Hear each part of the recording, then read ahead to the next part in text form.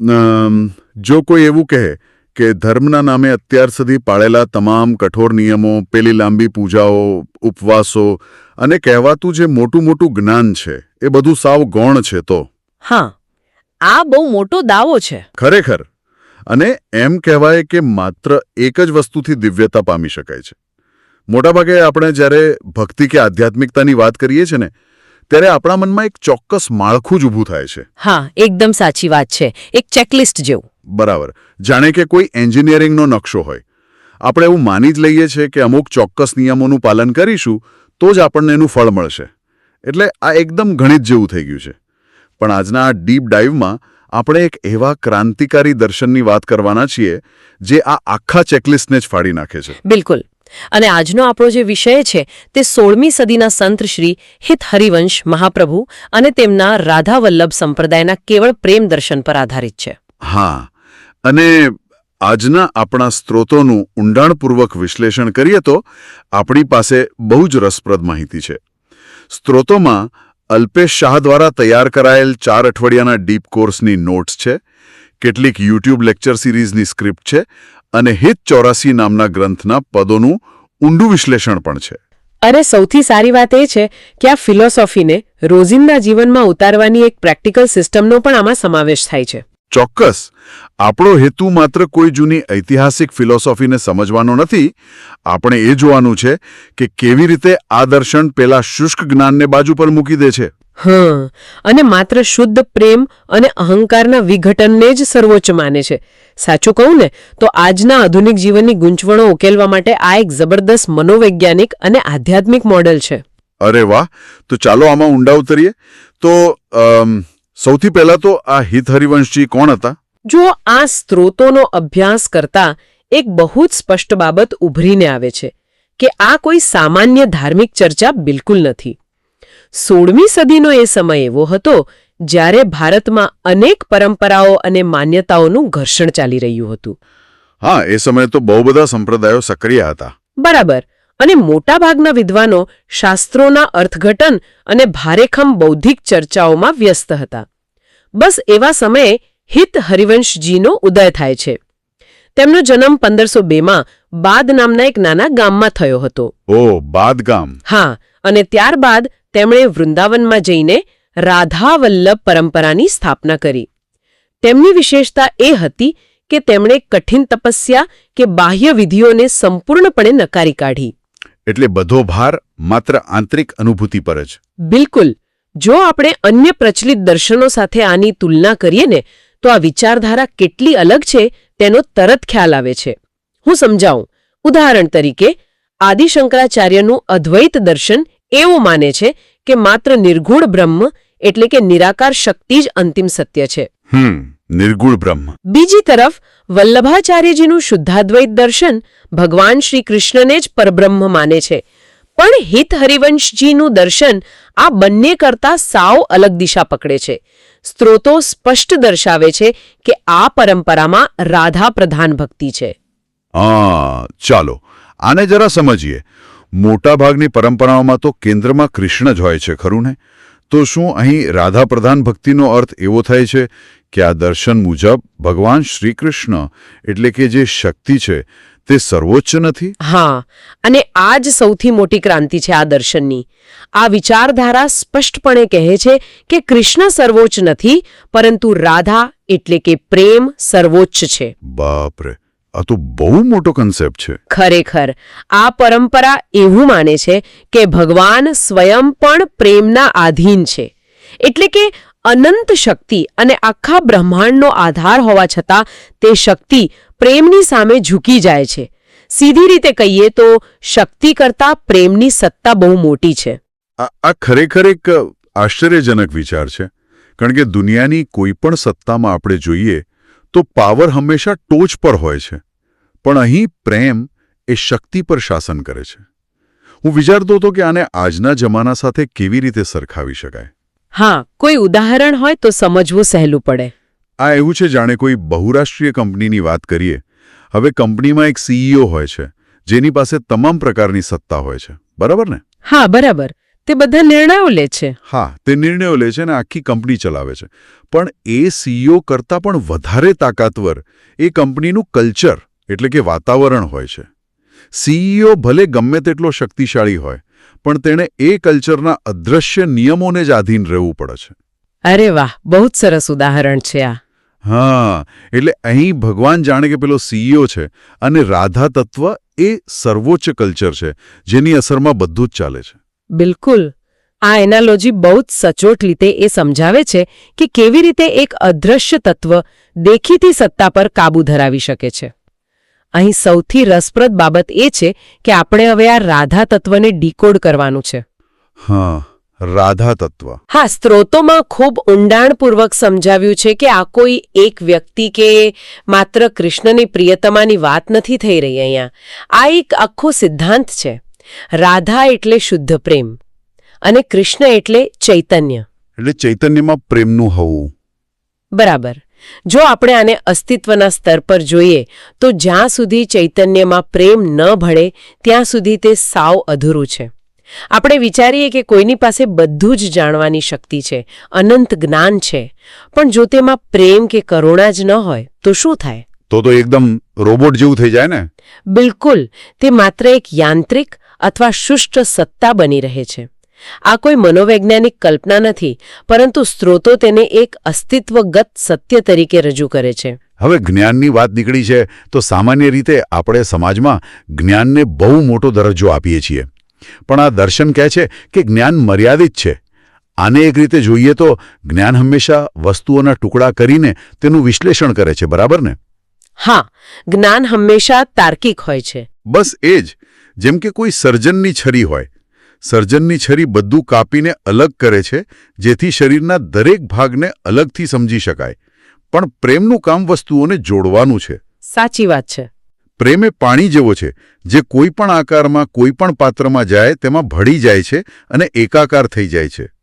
એટલે મને લાગે છે કે જ્ઞાન ભેદ પાડે છે જ્યારે પ્રેમ ભેદ ભૂંસાવી દે છે. આ વિચારને વધુ ઊંડાણ આપતા સ્ત્રોતો એ પણ દર્શાવે છે કે જ્ઞાન શા માટે આટલું મર્યાદિત છે. કારણ કે જ્ઞાન અહંકારને સુરક્ષિત રાખવાનું કામ કરે છે. હું સમજાવું કેવી રીતે. હા, ચોક્કસ.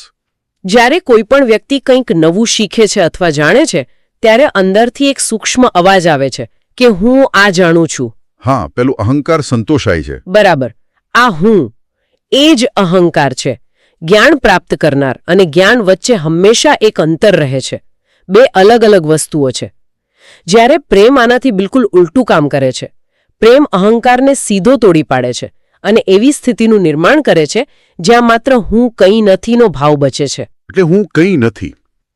તો શું આનો અર્થ એવો કાઢી શકાય કે કોઈ વ્યક્તિ ગમે તેટલા ગ્રંથો વાંચી લે, બધી જ ફિલોસોફીઓ સમજી લે, પણ જો તેનામાં પરિસ્થિતિઓ પરનો કંટ્રોલ છોડવાની વૃત્તિ ન હોય, પોતાના અહંકારને ઓગાળવાની હિંમત ન હોય, તો તે સાચા અર્થમાં ભક્ત જ નથી? હા, એવું કહી શકાય. શું તે માત્ર એક બૌદ્ધિક ઓબ્ઝર્વર કે નિરીક્ષક જ રહી જાય છે?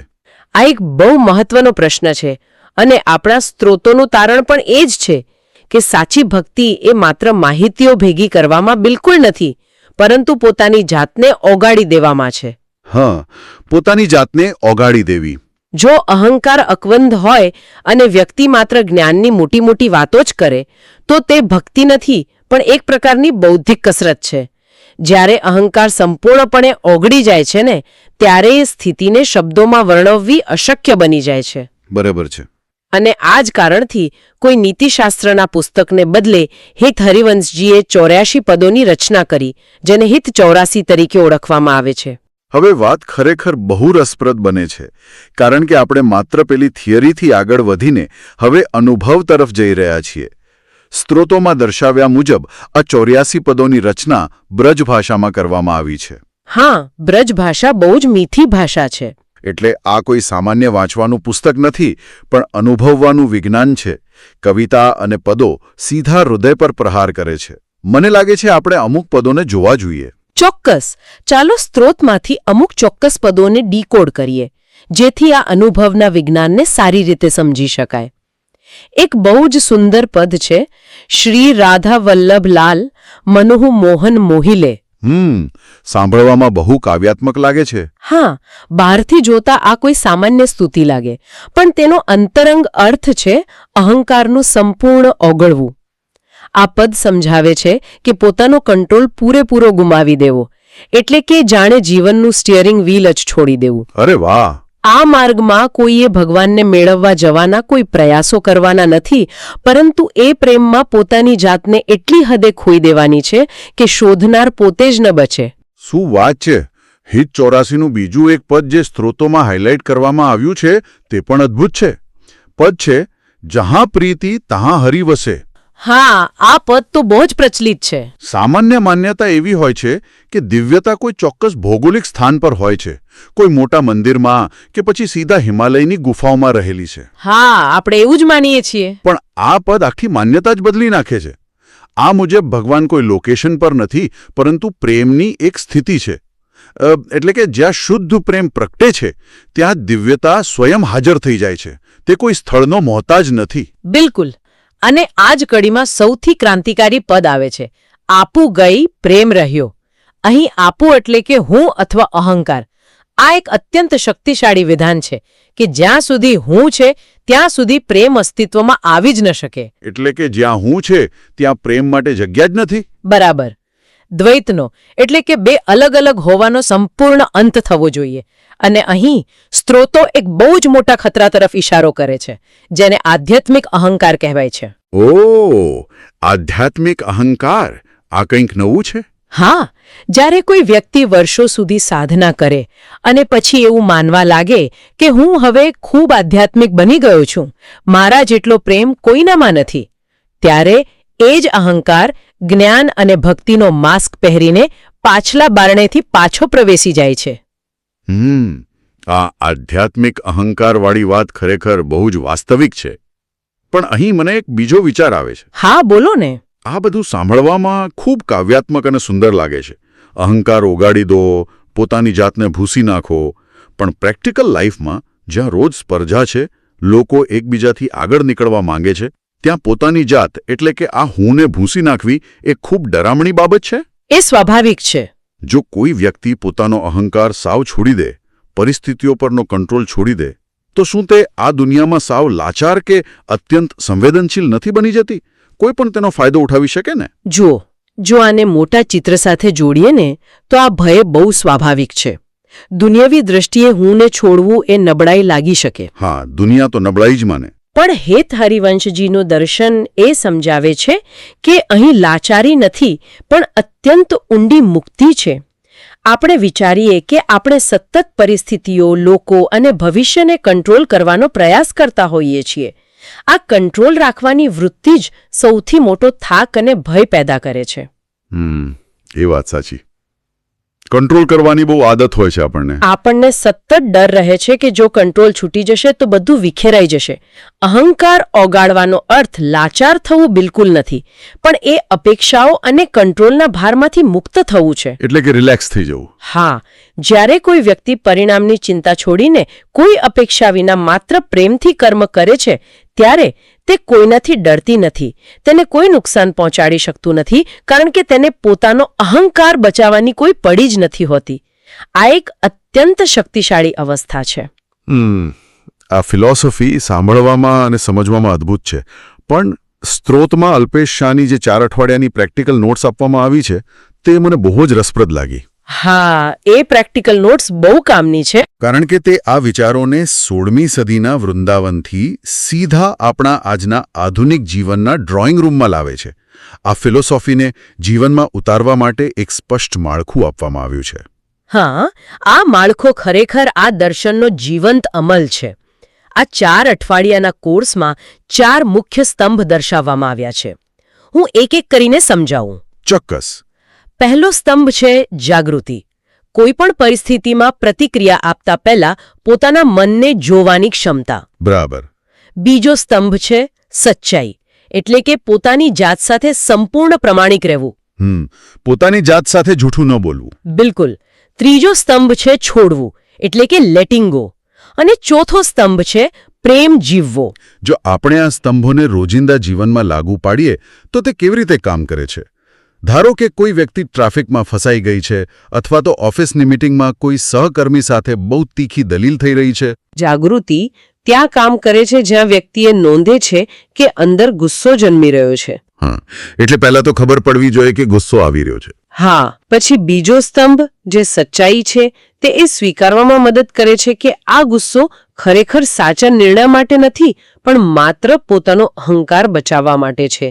બસ એ સાબિત કરવા માટે છે કે હું સાચો છું. હા, આ બહુ અઘરું કામ છે, પોતાની ભૂલ સ્વીકારવી. ખરેખર. પછી આવે છે ત્રીજો સ્તંભ, છોડવું. એ આગ્રહને છોડી દેવાની પ્રક્રિયા છે કે સામેવાળી વ્યક્તિએ મારી જ વાત માનવી જોઈએ, પરિસ્થિતિ પરનો એ કંટ્રોલ જતો કરવો. અને છેલ્લે ચોથો સ્તંભ, પ્રેમ જીવવો. એટલે એ દલીલમાં પણ કડવાશ વિના એકદમ સહજતાથી વાતને રજૂ કરવી, અથવા જો જરૂર જણાય તો શાંત થઈ જવું. જો આ પ્રક્રિયા સાંભળવામાં જેટલી સરળ લાગે છે ને, વાસ્તવમાં એટલી જ પડકારજનક છે. અને કદાચ એટલે જ સ્ત્રોતમાં એક બહુ જ કઠોર નિયમ આપવામાં આવ્યો છે, જે ખરેખર આંખ ઉગાડનારો છે. હા, એ નિયમ બહુ સ્ટ્રોંગ છે. તેમાં સ્પષ્ટ લખ્યું છે કે જો ભક્તિ તમને નમ્ર બનાવતી નથી તો તે સાચી નથી. અને બીજો નિયમ એવો છે કે જે તમે આજે જીવ્યા નથી તે બીજાને શીખવશો નહીં. આજના સમયમાં જ્યાં દરેક વ્યક્તિ સોશિયલ મીડિયા પર કોઈને કોઈ સલાહ આપી રહ્યું છે, મોટિવેશનલ વાતો કરી રહી છે, ત્યારે આ નિયમ એક અરીસા જેવો છે. સાવ સાચી વાત. આ નિયમો એ સુનિશ્ચિત કરે છે કે આધ્યાત્મિકતા માત્ર મોટી વાતો પૂરતી મર્યાદિત ન રહી જાય. આ 4 સ્તંભોને રોજના જીવનમાં ઉતારવા માટે સ્ત્રોતોમાં એક રોજિંદી સાધના પણ સૂચવવામાં આવી છે. એ શું છે? દિવસમાં ઓછામાં ઓછું 10 વખત કોઈ પણ વ્યક્તિએ કામમાંથી અટકીને પોતાની જાતને એક પ્રશ્ન પૂછવાનો છે કે હું અત્યારે કોણ છું, પ્રેમ કે અહંકાર? ઓહ, દરરોજ 10 વખત? આ તો એકદમ રિમાઇન્ડર જેવું થઈ ગયું. હા, આ પ્રશ્ન ખાસ કરીને સંબંધોમાં બહુ મોટો બદલાવ લાવી શકે છે. કારણ કે આપણે મોટાભાગે સંબંધોમાં પણ કંટ્રોલ ઈચ્છીએ છીએ. આપણે ઈચ્છીએ છીએ કે આપણા સ્વજનો બસ આપણા કહ્યા મુજબ જ વર્તે. હા, એ જ તો સૌથી મોટો પ્રોબ્લેમ છે. પણ આ દર્શન યાદ અપાવે છે કે પ્રેમ એ માલિકી નથી, પણ સ્વતંત્રતા છે. માલિકી હંમેશા અહંકારમાંથી જન્મે છે, જ્યારે મુક્તિ એ શુદ્ધ પ્રેમનું લક્ષણ છે. તો આ બધાનો અર્થ શું છે? આ ડીપ ડાઈવમાંથી કોઈ સામાન્ય વ્યક્તિ શું શીખી શકે? મને લાગે છે આનો સીધો અર્થ એ છે કે આપણું સાચું કુરુક્ષેત્ર, આપણી ખરી કસોટીની જગ્યા કોઈ હિમાલયની ગુફા કે દૂરના મંદિરોમાં નથી. બરાબર. આપણું સાચું કુરુક્ષેત્ર આપણું ડાઇનિંગ ટેબલ છે, આપણી ઓફિસ છે, અથવા તો આપણા હાથમાં રહેલો પેલો સ્માર્ટફોન છે. જ્યારે સોશિયલ મીડિયા પર કોઈ આપણી વાત સાથે સહમત ન થાય કે ઘરમાં કોઈ આપણી ધારણા મુજબ ન વર્તે, ત્યારે શું આપણે આપણો અહંકાર બચાવવા દલીલો કરીએ છીએ કે પછી એ કંટ્રોલ છોડીને સમજણ અને પ્રેમથી વર્તીએ છીએ? એ જ સાચી કસોટી છે. બહુ સરસ વાત કહી. આખી ચર્ચાને જો એક વાક્યમાં મૂકવી હોય ને તો કહી શકાય કે હિત હરેવંશજીનો માર્ગ એ કોઈ બહારની વસ્તુ પામવા વિશે નથી, પરંતુ અહંકારને ઓગાળીને જાતે જ પ્રેમ બની જવા વિશે છે. જાતે જ પ્રેમ બની જવું. હા, અને શ્રોતાઓ માટે આ સમજવું શા માટે મહત્વનું છે? કારણ કે માનવ સ્વભાવ મુજબ આપણે બધા ક્યાંક ને ક્યાંક સાચા જોડાણની તલાશમાં છીએ. હા, સાચું કનેક્શન જોઈએ છે બધાને. આપણે ઈચ્છીએ છીએ કે કોઈ આપણને સાચા અર્થમાં સમજે અને સ્વીકારે, પણ વિડંબના એ છે કે આપણી વસ્તુઓ અને લોકોને કંટ્રોલ કરવાની વૃત્તિ જ એ સહજ જોડાણને નષ્ટ કરી દે છે. આ દર્શન આપણને કંટ્રોલના ડરમાંથી બહાર કાઢીને જીવનના પ્રવાહમાં વહેવાનો નકશો આપે છે. એકદમ સાચી વાત છે. જ્યારે આપણે નિયમો અને જ્ઞાનની ચોપડી મજબૂત પકડી રાખીએ છીએ ને, ત્યારે તે આપણી કોઈ ઊંડી અસુરક્ષામાંથી જન્મેલી હોય છે. શુદ્ધ પ્રેમ કોઈ ગણતરીઓ કે શરતો રાખતો નથી. હા, એ બિલકુલ બિનશરતી છે. આ ડીપ ડાઈવના અંતે સ્ત્રોતોની આખી યાત્રામાંથી પસાર થયા પછી મને એક એવો વિચાર આવે છે જે કદાચ સ્ત્રોતોમાં સીધો ઉલ્લેખિત નથી, પણ આ ચર્ચાનો એક તાર્કિક વિસ્તાર ચોક્કસ છે. આ વિચાર ચોક્કસપણે કોઈ પણ સાધકને મંથન કરવા માટે એક નવી દિશા આપી શકે છે. કયો વિચાર છે? જો કોઈ પણ જીવનું મૂળ સ્વરૂપ પહેલેથી જ પ્રેમ છે અને આ અહંકાર, આ કંટ્રોલની જરૂરિયાત માત્ર એક ભ્રમ છે, તો શું કોઈએ પોતાની જાતને સુધારવા માટે વર્ષોના વર્ષો બગાડવાની ખરેખર જરૂર છે? હા, બહુ મોટો સવાલ છે આ. કે પછી માત્ર એ ઓળખવાની જરૂર છે કે આપણે ખરેખર શું નથી? આપણે જરા વિચારીએ, આવતીકાલે સવારે જાગીને કોઈ વ્યક્તિને અચાનક ખબર પડે કે જેને તે અત્યાર સુધી પોતાનું અસ્તિત્વ માનતી હતી, જે ગુસ્સો, જે હોદ્દો, જે પ્રતિષ્ઠા કે અહંકારને તે વળગી રહી હતી, તે માત્ર એક જૂની, બહુ જૂની આદત હતી. માત્ર એક આદત. વાહ! હા, અને હવે રાતોરાત એ આદત સાવ છૂટી ગઈ છે. જો અહંકારનો એ પડદો હટી જાય તો એ વ્યક્તિનો દિવસ કેવો હશે? તેની કામ કરવાની, લોકો સાથે વાત કરવાની રીત કેવી હશે? આ એક એવો સવાલ છે જે શુદ્ધ પ્રેમની શક્યતાઓને ખોલી આપે છે. બસ આ ઊંડા વિચાર સાથે આજના ડીપ ડાઇવને આપણે અહીં જ વિરામ આપીએ છીએ.